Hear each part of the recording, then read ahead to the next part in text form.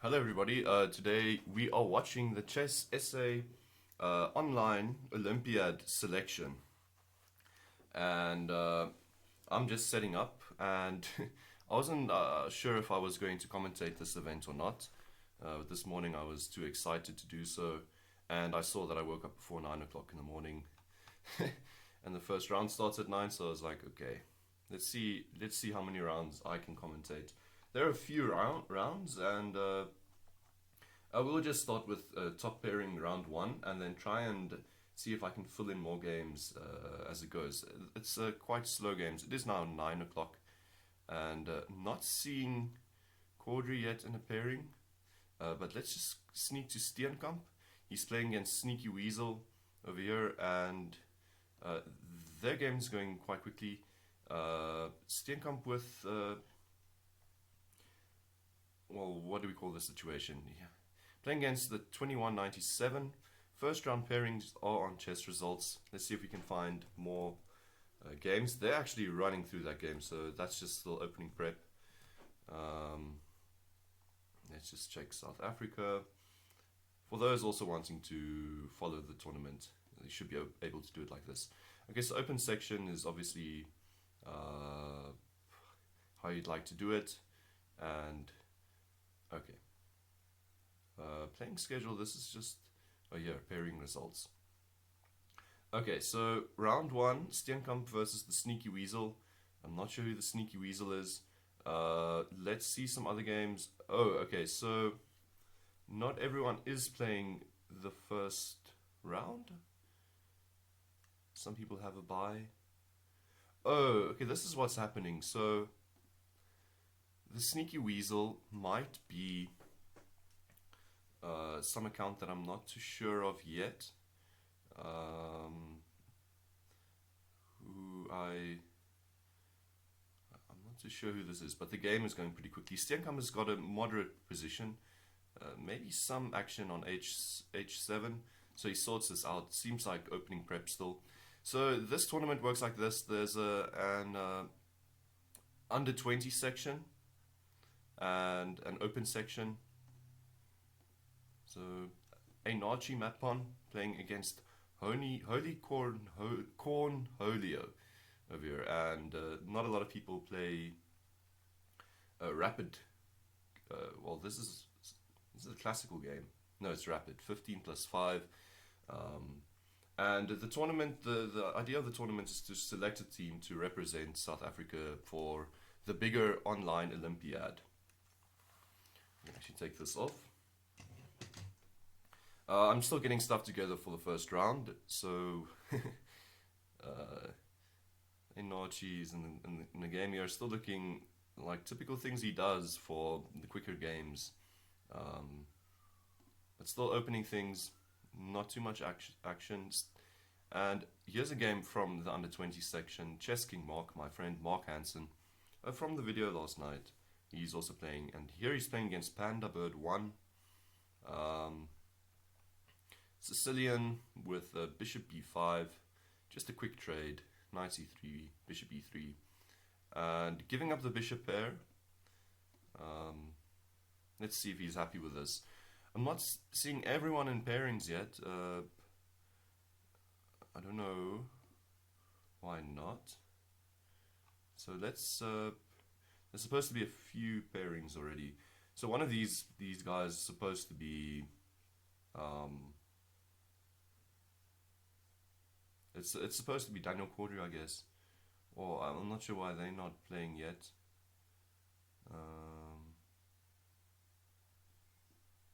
Let me make the screen a bit bigger. Or smaller so that you can see more.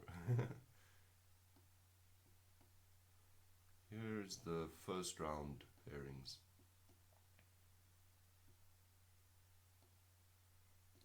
In the first round is over here. So let's see if Bramos. We'll have to jump between some of the sections the whole time. I'm not sure why everyone isn't paired yet.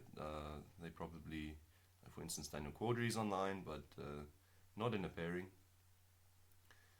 And let's just see. d20 section.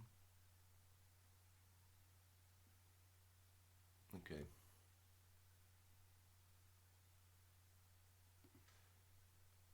Okay, I at least know some of the names of the players, but I think Stenkamp's game should be a good game to start with. Now my camera might just be a bit big. Let's move this up a bit. Okay. So there has been a trade here. The Sneaky Weasel. I wonder who this is. A very solid rating blitz-wise. So this guy doesn't bullet and blitz.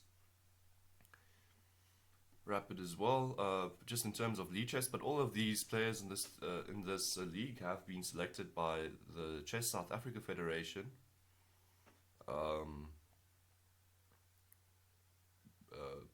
Based on their national rating or their FIDE rating. So it doesn't matter how well you play on LiChess.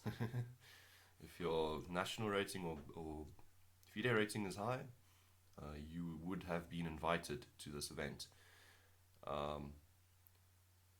Okay, so I guess after the trades, maybe like Queen C7, and White will try and make the C6 pawn like a backward pawn or something. So Steenkamp needs to think structurally how he wants to deal with this. This is maybe what you can call a minority attack. Two pawns kind of attacking the structure of these four pawns. And another point is that after all of these trades, White will probably just keep the tension here. He's got the connected rooks first, and there will be competition for the A file. Steenkamp takes towards the queen side. I'm guessing he's trying to make an outside passed pawn. If A5, yeah, he's looking for a long-term advantage like this, and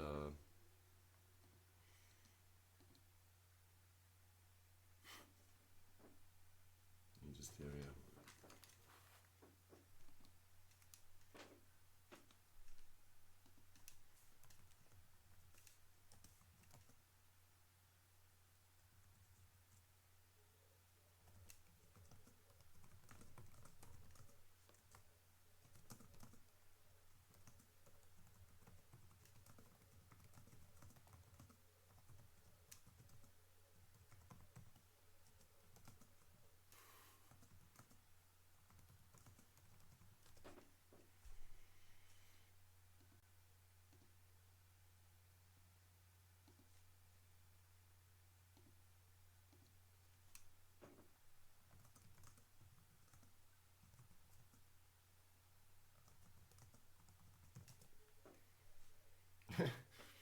Now, just seeing on WhatsApp here, there's some guy on the Chess Western Cape group that was trying to get people to bet against him in a game. I think 300 rand a game, but his name's also Jan.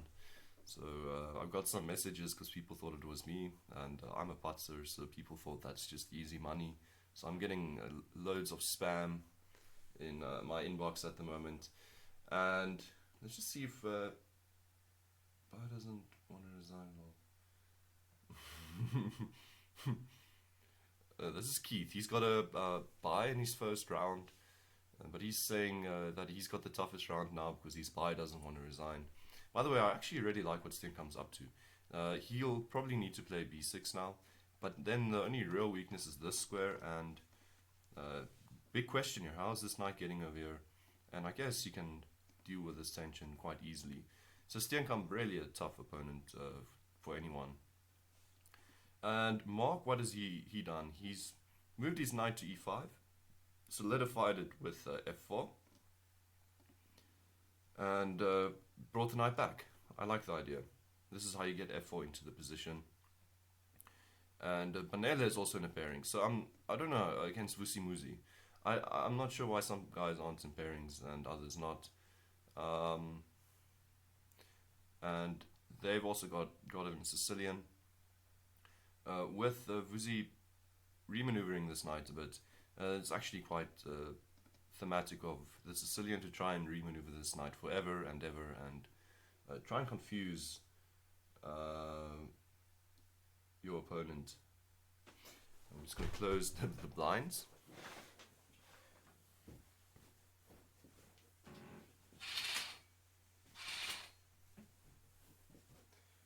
Just pretty bright today. It's a rainy day.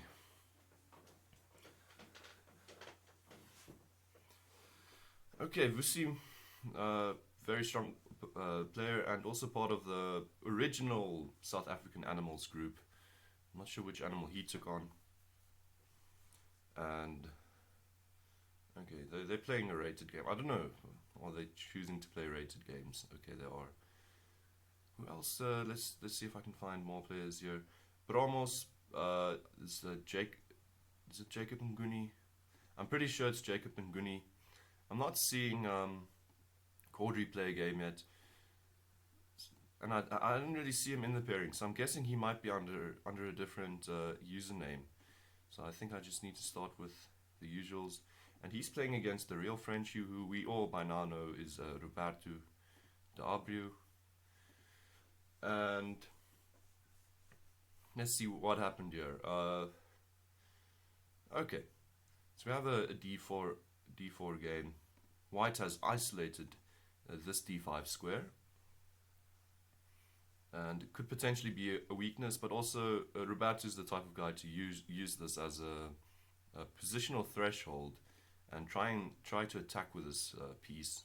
Claim that it's okay, it's a target, but it's also allowing some play in the center. So we'll see how this one pans out.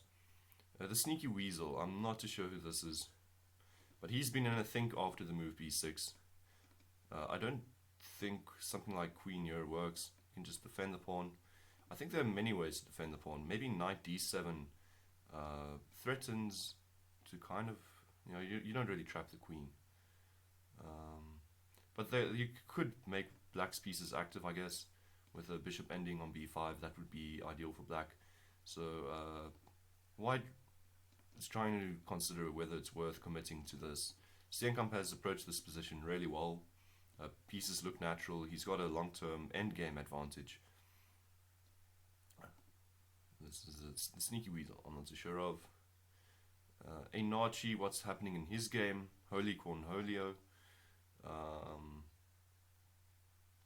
d4, I like the move d4, even though black had double pawns.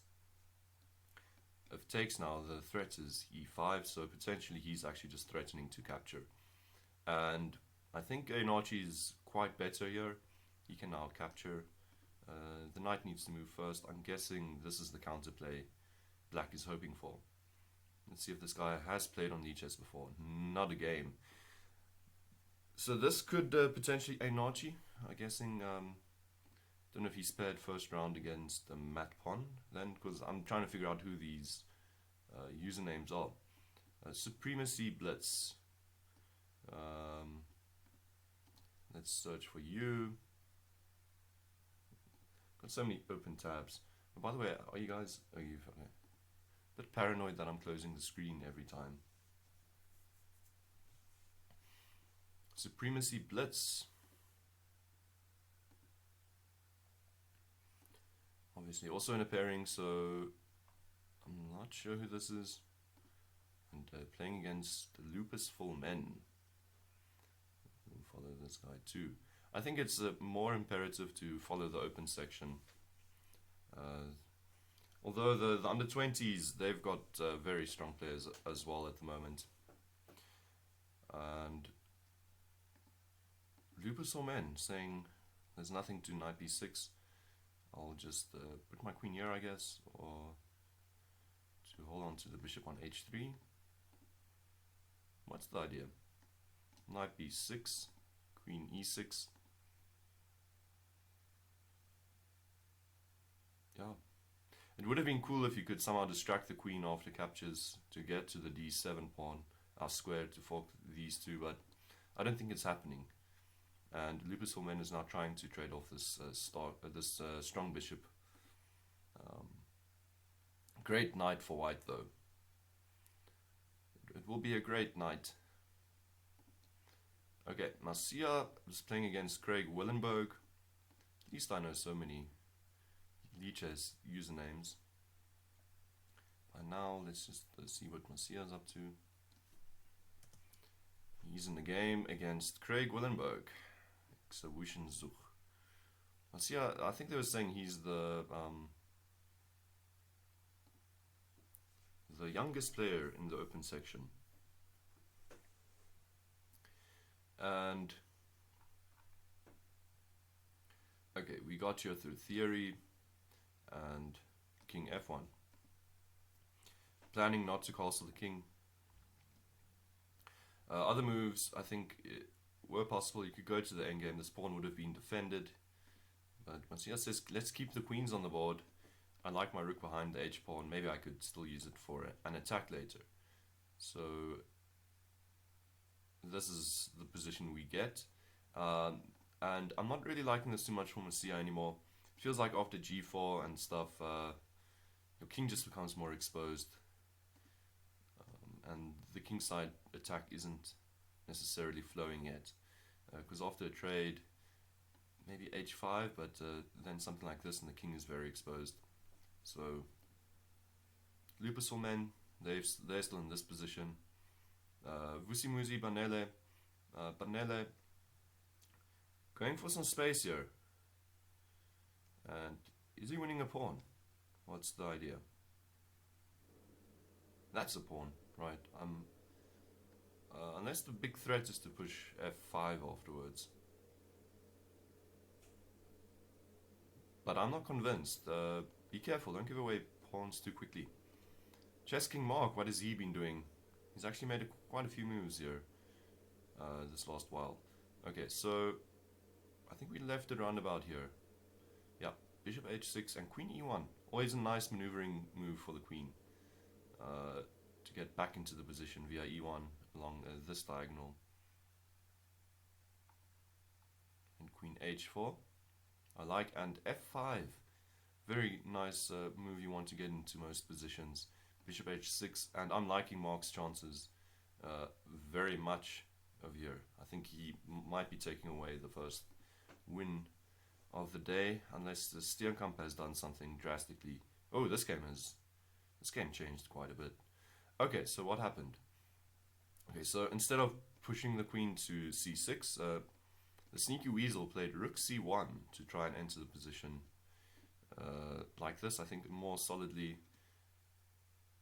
b6, rook c1, rook c8, and now queen b1, and threw a rook down to c6, saying if there's liquidation, I'm getting this b6 pawn, maybe the a5 pawn is weak. Steenkamp says, hell yeah, let's go for this. And why? Yeah, I think maybe Steenkamp blundered something. Queen d6. Maybe I'm thinking. Actually, Steenkamp has misplayed this.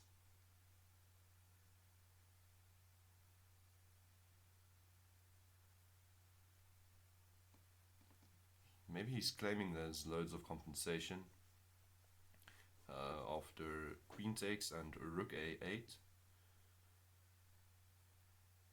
Queen, yeah, you're getting the knight at least. Okay, maybe he's still fine. Let's see how he defends this pawn and potentially makes something out of it. I think we're looking at Lupus Full Men or Holy Cornelia, one of these accounts without any rating. It's potentially Caudry. How did a Nachi deal with no, how did Holy Cornelia deal with this? Okay, so no, Nachi said, okay, we'll go d takes. And even though you can capture here, what was his threat though? Knight takes e5. What was wrong with this move? Maybe knight d4, opening up the eyes of the bishop, hitting the knight,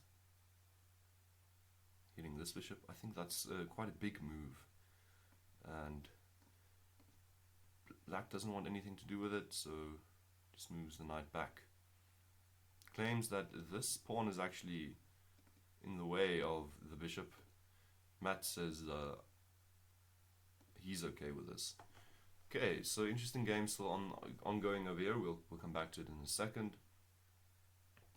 And Pandabird, what? Someone's down to loads of time pressure. Pandabird going down on the clock. 15 plus 5. Mark will be taking home the first win, but this is under 20 sections, so this will be good news for him. 12.5 minutes. Don't move too quickly. Don't move too quickly. What happened here? There was a trade. We had f5. Oh, we left the position round about here. His opponent played knight h5. Mark traded and went e5, saying that if there's a trade, h5 is weak. I'll just take there as well. f6 trades. He had queen takes h5 over here, which is very nice. Retreated the knight. And this is the position we are at. I'd be careful that there are people trying to swindle me on the clock, pretending to go down on the clock like Mr. Pandabird, but meanwhile there's solid blitz players, and they want you to try and time pressure them. Mark set up a nice tactic. Queen takes was threatened. If recaptures, knight check, picking up the queen, playing up a piece. So that's no longer available. What will he do here? Maybe just the rook e1. E6. I don't know. Seems quite fine from 94. Looks great as well. He played rook e1. And Pandabird, not too much time on the clock, so we'll be getting in the moves very quickly here. 5 seconds on the clock. He only gets 5 seconds increment. He's going down to his last seconds. 1 second, 2 seconds. And this tactic is on the board, but this time around, you're not really winning any material. Although you are transitioning into an endgame, which highly suits you. So, queen takes f5, totally possible. Knight e6 check. Recapture the queen. Mark says no, there's definitely more than converting into this endgame. And plays the move d5, keeping that time pressure on the clock. And that's a catch-22 whether you want to do that or not. He now recaptures. Now I want to see what his plan is. Oh, the rook now has an open file. He'll go rook takes, probably instantly. Rook takes, king can back off, and now you can just solidify the rook. And you're threatening this checkmate, by the way. That's checkmate in 1. He's got 11 minutes on the clock. Is he going to find it? He's just torturing the guy now. Okay, he'll checkmate with the rook. Yeah, checkmate in 1. Check with the rook and knight checkmate. Well done, Mark, on his first win. First win of the round as well. And Vusi and Panele still in the game. Panele did not take that pawn. Just retreated knight b5. Maybe he saw some tricks up Vusi's sleeve. But I'm starting to like Vusi actually. No, this is very double-edged. Both kings are relatively open, and okay.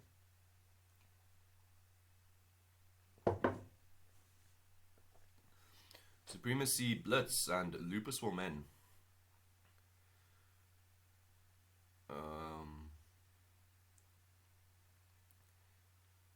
Okay, so Lupus for Men has managed to let White trade down his great d5 knight. And White says he's okay with it. He's someone got a endgame advantage. Okay, Marcia and Craig. Marcia hasn't played a lot of moves since we left. I think King f7 was where we left off, and Rook c5, Rook c4, hitting the queen, and now Knight f5. Looking for, I don't know, the bishop's still great here. Looking for some kind of sacrifice, and maybe he'll prove me wrong. Maybe he's got more than I was thinking. What about d5? d5 looks like black should really play something like d5, strike in the center. Even though stuff like this exists, you really want to start getting your rooks in and stuff. So d5 seems good to me. And Steenkamp actually we haven't been to in a while. What happened here? So Steenkamp did manage to lose that pawn on the h file. White went queen h5, rook a8. What was the idea? Tactically queen b5 and you hold on to everything. I think Sneaky Weasel is a way stronger opponent than we are expecting. He's only got... No, I don't know who the Sneaky Weasel is. I don't think it's Caudry. The blitz would have been way higher. In any case, and then back to Mguni, Jacob Mguni versus the real Frenchie. We haven't looked at this game for a while. The move was well, we were looking at a position where pretty much like this, I guess, where black had this d-pawn, isolated d-pawn in the center. He trades it off and the position is very equal. We're about to finding a nice counter attack move so that your rook doesn't need to defend the b7 pawn, trying to keep the pieces more active. But he's actually going down on the clock, a minute 45. Okay, I like how he's handled the position. It seems comfortable. The only thing I don't like is that the rook back here doesn't have any protection, so something like this would hang the rook. And trust me, Jacob Mguni knows this. And I think I'm going on the list now. Who have I not? Peaceful Warrior. Peaceful Warrior. Okay, so definitely some of these usernames, I need to go look at the under 20 section as well, because we're actually missing Daniel Barish play as well. Peaceful Warrior #1. His game is still ongoing against Western. And these guys are serious rapid players. Oh no, they're playing a blitz game. No, I think the game might be over then. Peaceful Warrior, let's go back.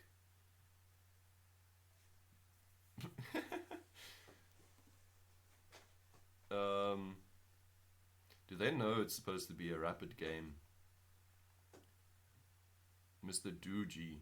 So Peaceful Warrior is not playing against Mr. Doogie. Okay, let's just follow Mr. Peaceful Warrior. Well, he's supposed to be playing Doogie, but he's playing someone else. And Hakia, Mr. Hakia is also playing in the open section. And then I think we've been looking at everyone in the open section. It's just strange that some of these players haven't been paired yet. So this player has also has played no, wait a minute. What happened there? I did not. I pasted Mr. What's his name again? Peaceful Warrior. Hakia. He played one rapid game. He drew his game against the Blackjack Revolution. And this is Kenny Wellenberg, as far as I know, and they drew the game pretty quickly. So I think these two, they know each other. They're not going to tire each other out, so they just made a draw over there. Masia's game against Craig. After knight f5, queen fell back, and e5. Not sure, e5, preventing black from counterplay in the center, and actually just weakening the d5 square. But white can be very happy.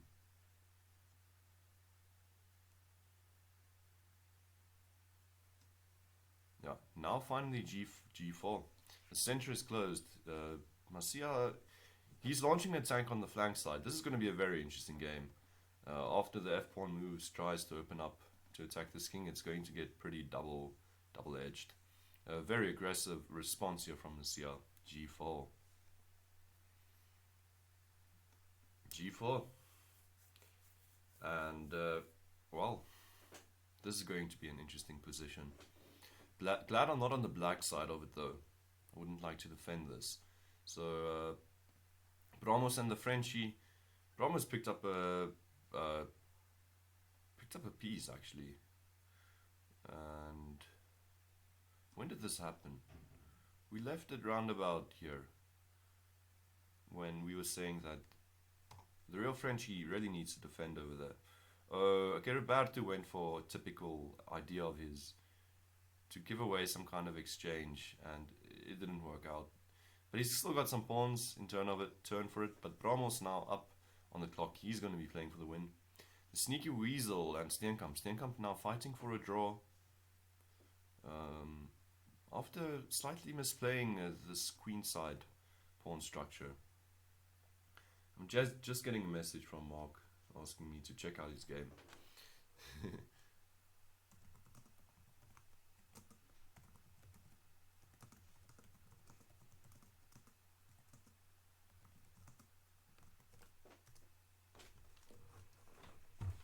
I'm just giving him some.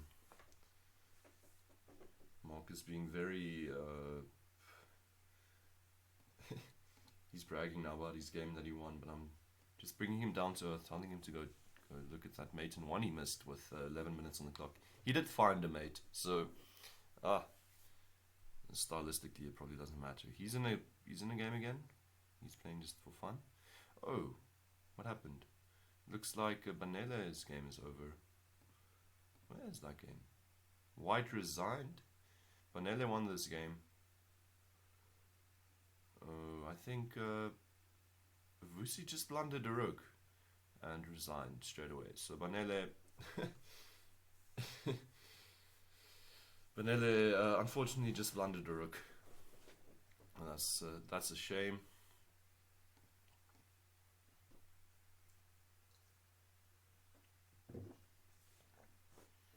And Lupus Formen, Supremacy Blitz.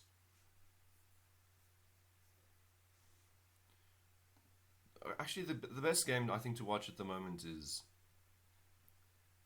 of the open section is Masia versus Exhibitionsuch. What happened here was Black went h takes and Masia went h5 as this is just definitely the best move. I guess there might be some stories with g3 which could be annoying.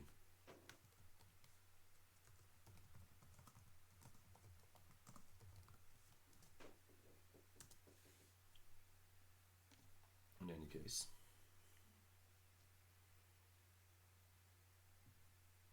Yeah. And Craig Willenberg is struggling on the clock as well now. I think g3, king takes, queen check, and Masia just steps away. And suddenly you need to worry about the h5 pawn and some discoveries on your queen now. So g3, check. You could maybe just play the check and play g5. That's also an interesting continuation.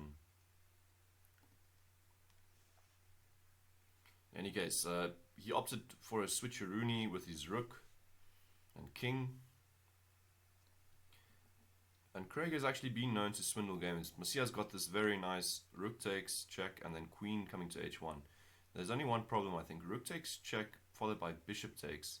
Queen h1, pawn takes, knight takes, threatening the bishop, king g7, and you'd start to be scared that your attack fizzles out. Oh, by the way, in that line you've also got this bishop entering the position. It cannot be bad. I don't know if going pawn takes was great. I think queen h1 immediately. Queen h1 immediately would have maybe been slightly better. That's just by my instincts, because now Black has got queen g7, trying to hold on to it all. Queen h5 maybe. Okay, maybe Black's just simply lost. Knight g6 in most lines. No, I think something like queen f8, queen h5. This is also very tricky. Be careful though, then you don't have this knight g6 move because of queen takes on f3 check. Craig going for a way more aggressive option. And this game is exploding actually. 13 seconds on the clock for Masia. This is going to be exciting. 5 seconds increment. He's going to have to make a move soon. He's played a great game. So what? Okay. keeping the time pressure over there. That's now actually a double attack on the queen. Both knight and bishop are attacking the queen. The knight is temporarily hanging. Marcia's blitz is solid. I don't think he will struggle over here. Now he's also got knight g5 with check. Probably he might be looking for more. Okay, that is what he was looking for. Just attack the queen. Now you've got a discovery check with your rook.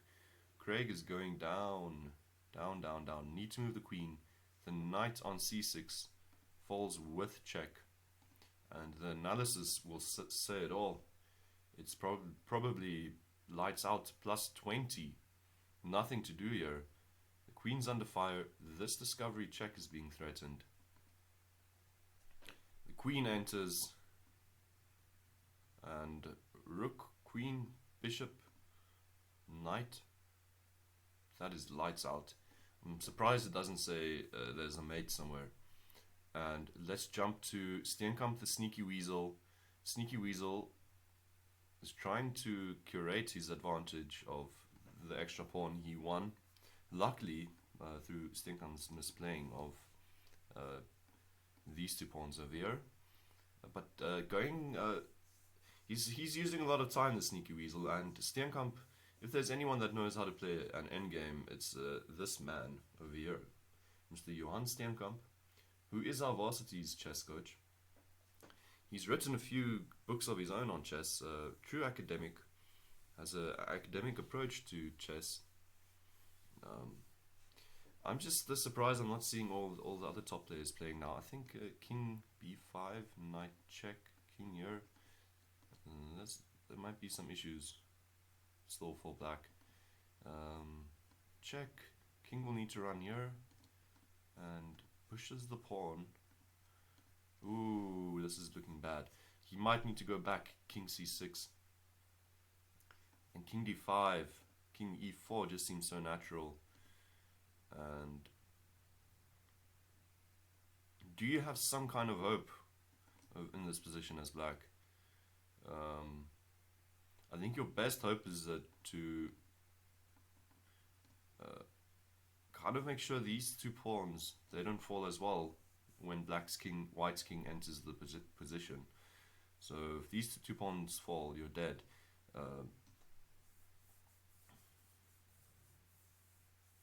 Damn. Oh, there goes the internet. Ugh.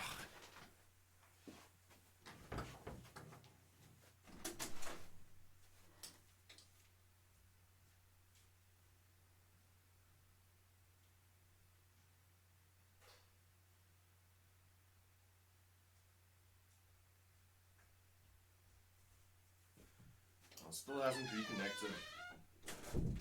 That's a shame. That's very sad. Let's just see if it reconnects now. Okay, so we missed a few moves. And Steenkamp can maybe hold this if he can trade down more pawns. He needs to sack the bishop maybe. Not looking good for him, not looking good. Thing is, the knight can actually do whatever it wants to do. The bishop needs to control the d1 square, and this guy knows it. Going for an extra pawn. Steenkamp might just throw in the towel. He does so. Sneaky weasel, winning a pawn and then just pushing through. That was. Let's just get a computer analysis on this game, because this will be a typical. I want to see how Steenkamp should have defended. Nachi, what has happened in this game? White resigned. Okay, I think we know who's who in this game. I think we know. Oh, okay, but that being said, maybe Nachi went for something that did not work out too great for him. So, my money is on that Holy Cornholio is Mr. Daniel Caudry. And let me just put some more data on. I'll just make 2 hotspots today. It's a fun day for chess. I think that concludes round 1.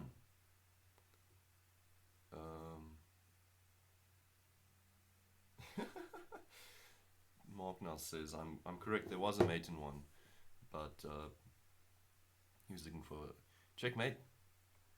almost took down the Frenchie with the 2 bishops over here.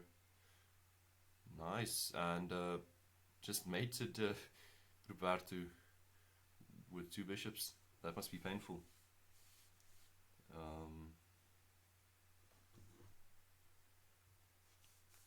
Okay, I think that concludes round 1. The next round will start in 20 minutes, so I'll just quickly take a break, and then I'll be back. In any case, thanks for watching so far. I'm going to try and get the under 20 sections ready for round 2. Okay, I'll be back in a second.